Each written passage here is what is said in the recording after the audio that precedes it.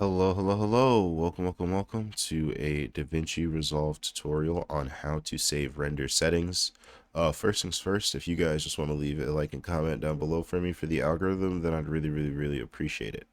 And then the next thing that you're going to want to go ahead and do is, so once you got everything the way that you want it exactly, navigate to the render tab or the delivery tab, and then click on these three arrows right here.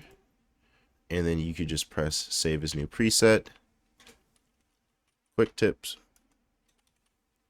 That's what I'll save mine as.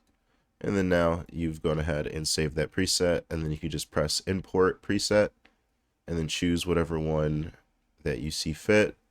Or if you have one downloaded, that's where you'd find that. Or you could just go ahead and press that right there to go ahead and use it. If you guys have any questions, comments, or concerns, make sure to leave them down below. But other than that, it's been a Davinci Resolve tutorial. Thank you guys so much for watching.